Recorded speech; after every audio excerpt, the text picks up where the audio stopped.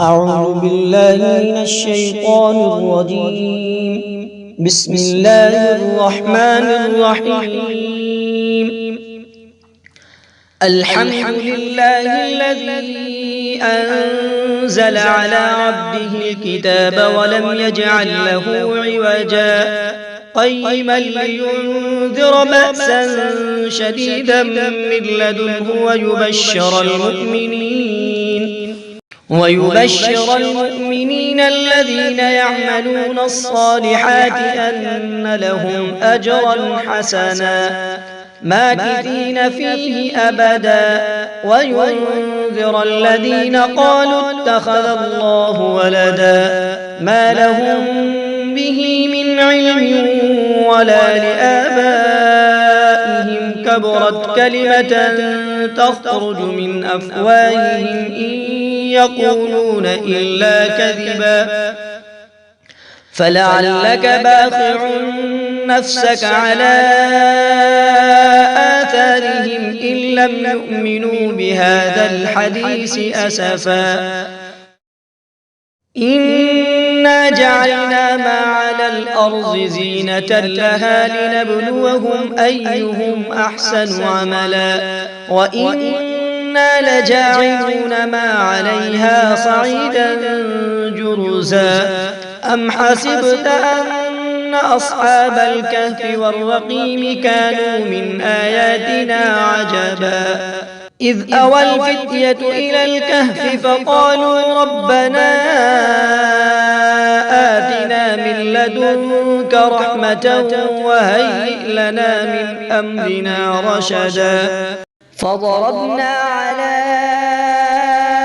آذانهم في الكهف سنين عددا ثم بعثناهم لنعلم أي الحزبين أحصى لما لبثوا أمدا نحن نقص عليك نبأهم بالحق إنهم فتية آمنوا بربهم وزدناهم هدى وربطنا على قلوبهم إذ قاموا فقالوا ربنا رب السماوات والأرض لن ندعو من دونه إلها لقد قلنا إذا شططا هؤلاء قوم اتخذوا من دونه آلهة لولا يأتون عليهم بسلطان بين فمن أظلم ممن افترى على الله كذبا وإذ اعتزلتموهم وما يعبدون إلا الله فأووا إلى الكهف ينشر لكم ربكم من رحمته ويهيئ لكم من أمركم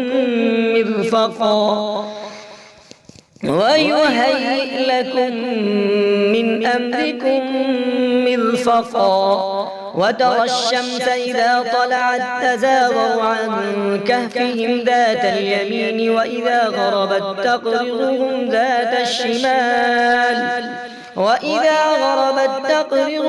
ذات الشمال وهم في فجوة منه ذلك من آيات الله من يهد الله فهو المهتدي ومن يضلل فلن تجد له وليا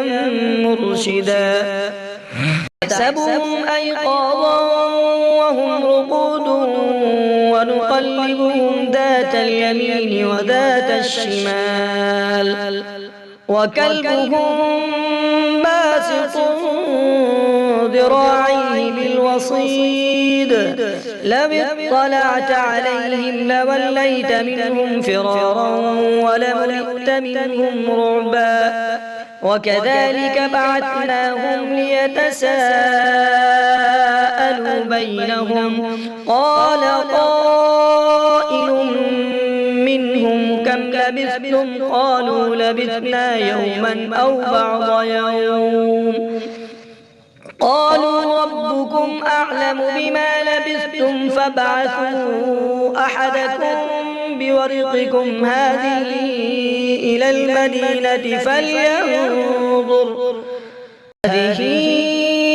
المدينة فلينظر أيها أزكى طعاما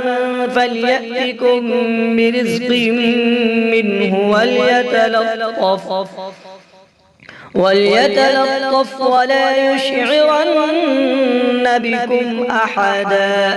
إنهم إن يظهروا عليكم يرجموكم أو يعيدوكم في ملتهم ولن تفلحوا إذا أبدا وكذلك أعثرنا عليهم ليعلموا أن وعد الله حق وأن الساعة لا ريب فيها إذ يتنازعون بينهم أمرهم فقالوا ابنوا عليهم بنيانا ربهم أعلم بهم قال الذين غلبوا على أمرهم لنتخذن عليهم مسجدا سيقولون ثلاثة رابعهم كلبهم ويقولون خمسة سادسهم كلبهم رجما بالغيب ويقولون سبعة وثامنهم كلبهم قل ربي أعلم بعدتهم ما يعلمهم إلا قليل فلا تمار فيهم إلا مراء ظاهرا ولا تستفت فيهم منهم أحدا ولا تقولن لشيء إني فاعل ذلك غدا إلا أن يشاء الله واذكر ربك إذا نسيت وقل عسى أن يهديني ربي لأقرب من هذا رشدا ولبثوا في كهفهم 300 سنين وازدادوا 9 الله أعلم بما لبثوا له غيب السماوات والأرض أبصر به وأسمع ما لهم من دونه من ولي ولا يشرك في حكمه أحدا واتل ما أوحي إليك من كتاب ربك لا مبدل لكلماته ولن تجد من دونه ملتحدا واصبر نفسك مع الذين يدعون ربهم بالغداة والعشي يريدون وجهه ولا تعد عيناك عنهم تريد زينة الحياة الدنيا ولا تطع من أغفلنا قلبه عن ذكرنا واتبع هواه وكان أمره فرطا وقل الحق من ربكم فمن شاء فليؤمن ومن شاء فليكفر إنا أعتدنا للظالمين نارا أحاط بهم سرادقها وإن يستغيثوا يغاثوا بماء كالمهل يشوي الوجوه بئس الشراب وساءت مرتفقا إن الذين آمنوا وعملوا الصالحات إنا لا نضيع أجر من أحسن عملا أولئك لهم جنات عدن تجري من تحتهم الأنهار يحلون فيها من أساور من ذهب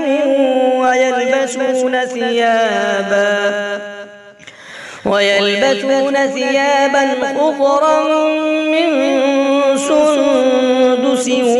واستبرق متكئين فيها على الأرائك ربك نعم الثواب وحسنت مرتفقا واضرب لهم مثل الرجلين جعلنا لأحدهما جنتين من أعناب وحففناهما بنخل وجعلنا بينهما زرعا كلتا الجنتين آتت أكلها ولم تظلم منه شيئا وفجرنا خلالهما نهرا وكان له ثمر فقال لصاحبه وهو يحاوره أنا أكثر منك مالا وأعز نفرا ودخل جنته وهو ظالم لنفسه قال ما أظن أن تبيد هذه أبدا وما أظن الساعة قائمة ولئن رددت إلى ربي لأجدن خيرا منها منقلبا قال له صاحبه وهو يحاوره أكفرت بالذي خلقك من تراب ثم من نطفة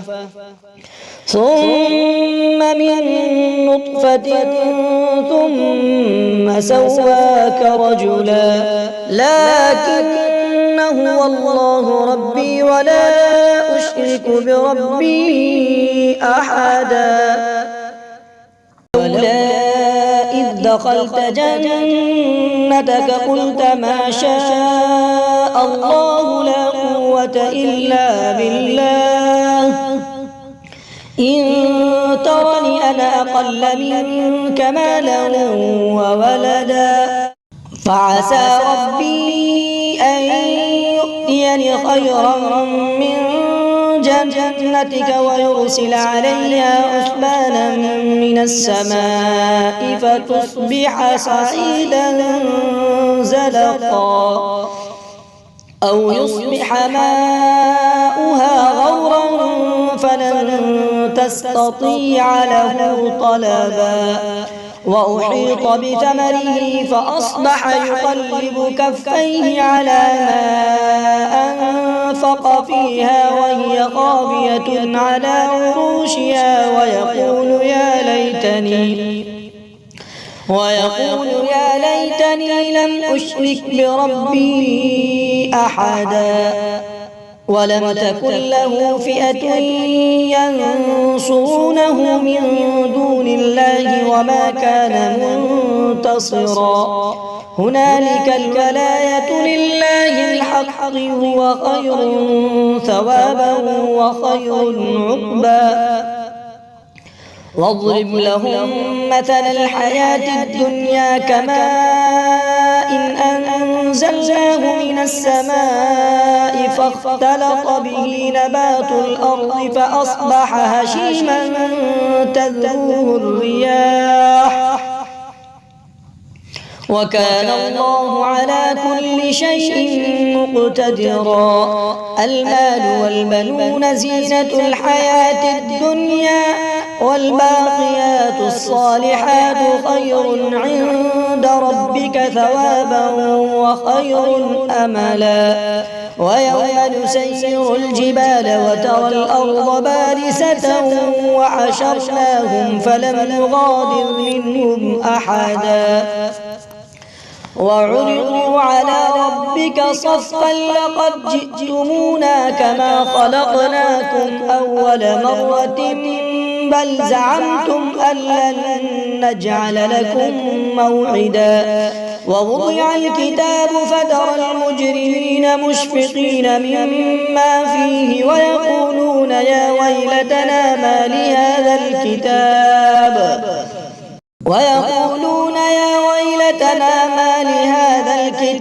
لا يغادر صغيرة ولا كبيرة إلا أحصاها ووجدوا ما عملوا حاضرا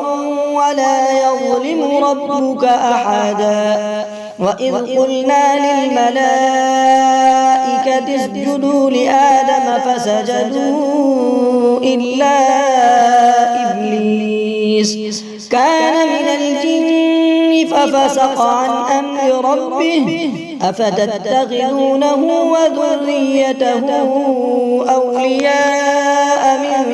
دوني وهم لكم عدو بئس للظالمين بدلا ما أشهدتهم خلق السماوات والأرض ولا خلق أنفسهم وما كنت متخذ المضلين عضدا ويوم يقول نادوا شركائي الذين زعمتم فدعوهم فلم يستجيبوا لهم وجعلنا بينهم موبقا ورأى المجرمون النار فظنوا أنهم مواقعوها ولم يجدوا عنها مصرفا ولقد صرفنا في هذا القرآن للناس من كل مثل وكان الإنسان أكثر شيء جدلا وما منع الناس أن يؤمنوا إذ جاءهم الهدى ويستغفروا ربهم إلا أن تأتيهم سنة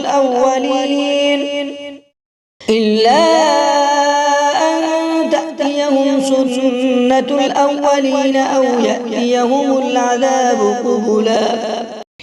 وما نرسل المرسلين إلا مبشرين ومنذرين ويجادل الذين كفروا بالباطل ليدحضوا به الحق واتخذوا آياتي وما أنذروا هزوا ومن أظلم ممن ذكر بآيات ربه فأعرض عنها ونسي ما قدمت يداه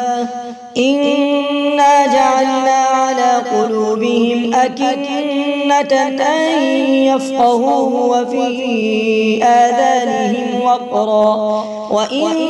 تدعوهم إلى الهدى فلن يهتدوا إذا أبدا وربك الغفور ذو الرحمة لو يؤاخذهم بما كسبوا لعجل لهم العذاب بل لهم موعد لن يجدوا من دونه موئلا وتلك القرى أهلكناهم لما ظلموا وجعلنا لمهلكهم موعدا وإذ قال موسى لفتاه لا أبرح حتى أبلغ مجمع البحرين أو أمضي حقبا فلما بلغا مجمع بينهما نسيا حوتهما فاتخذ سبيله في البحر سربا فلما جاوزا قال لفتاه آتنا غداءنا لقد لقينا من سفرنا هذا نصبا قال أرأيت إذ أوينا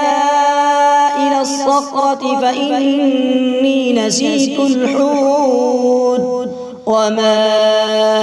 أنسانيه إلا الشيطان أن أذكره واتخذ سبيله في البحر عجبا قال ذلك ما كنا نبغي فارتدا على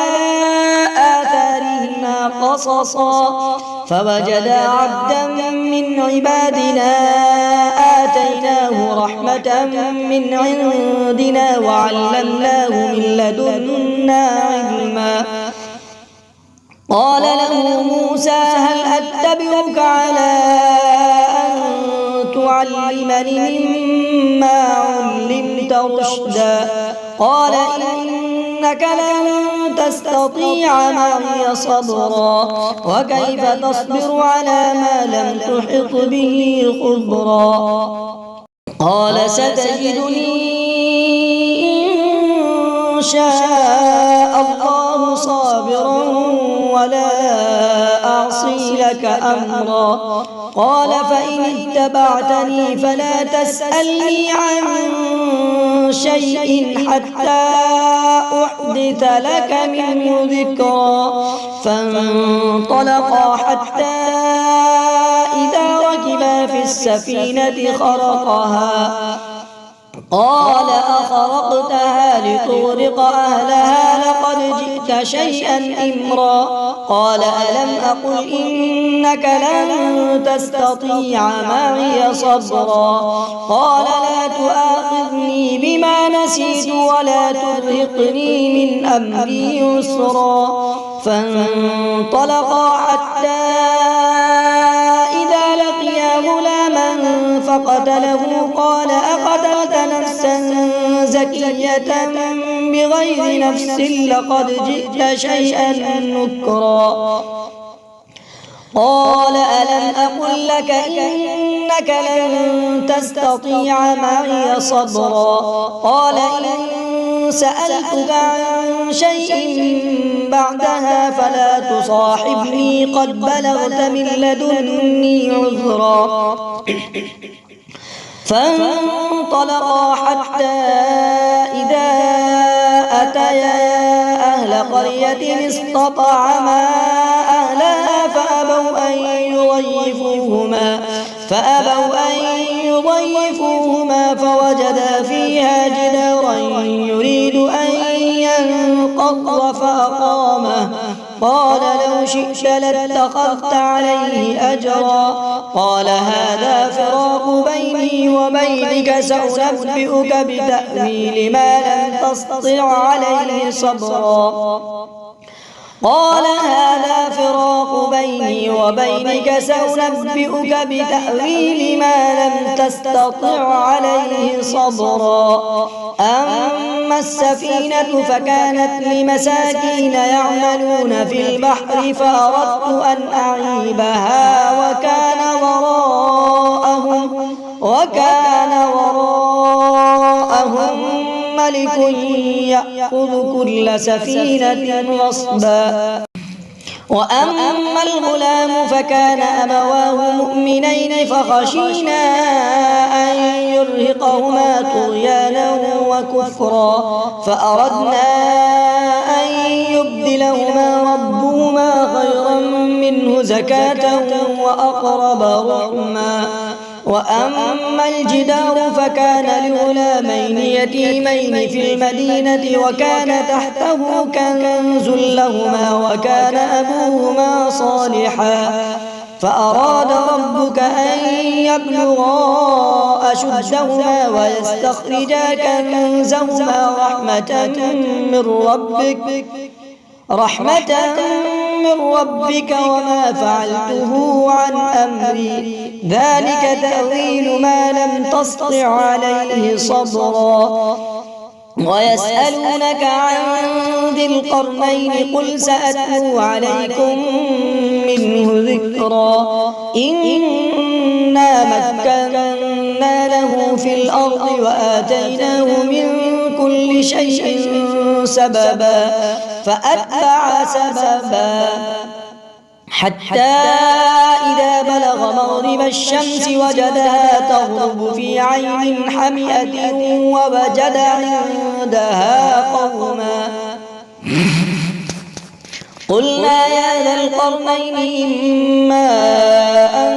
تعذب وإما أن تتخذ فيهم حسنا. قال أما من ظلم فسوف نعذبه ثم يرد إلى ربه فيعذبه عذابا نكرا. وأما من آمن وعمل صالحا فله جزاء الحسنى وسنقول له من أمرنا يسرا. ثم أتبع سببا حتى إذا بلغ مطلع الشمس وجدها تطلع على قوم لم نجعل لهم من دونها سترا كذلك وقد أحطنا بما لديه خبرا ثم أتبع سببا حتى إذا بلغ بين السدين وجد من دونهما قوما لا يكادون يفقهون قولا قالوا يا ذا القرنين إن يأجوج ومأجوج مفسدون في الأرض فهل نجعل لك خرجا على أن تجعل بيننا وبينهم سدا قال ما مكنني فيه ربي خير فأعينوني بقوة أجعل بينكم وبينهم ردما آتوني زبر الحديد حتى إذا ساوى بين الصدفين قال انفخوا حتى إذا جعله نارا قال آتوني أفرغ عليه قطرا فما استطاعوا أن يظهروه وما استطاعوا له نقبا قال هذا رحمة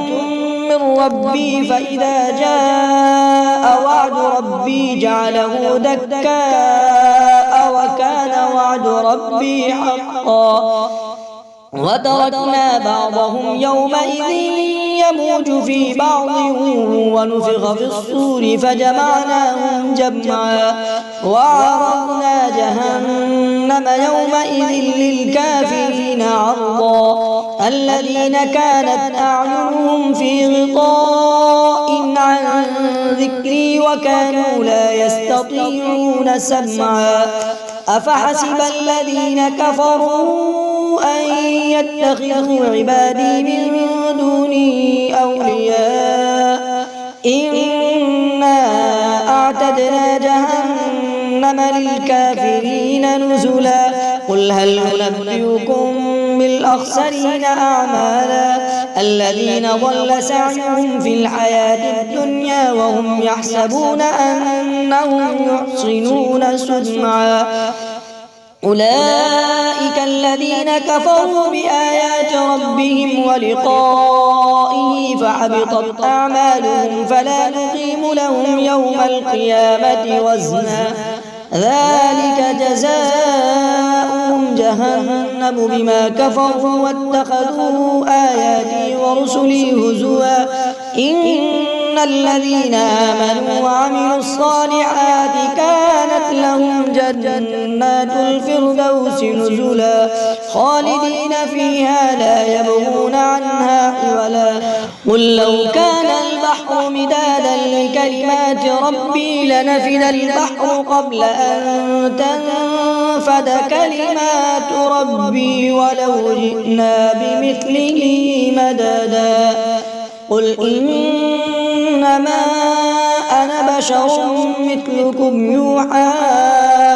إلي أنما إلهكم إله واحد فمن كان يرجو لقاء ربه فليعمل عملا صالحا ولا يشرك بعبادة ربه أحدا.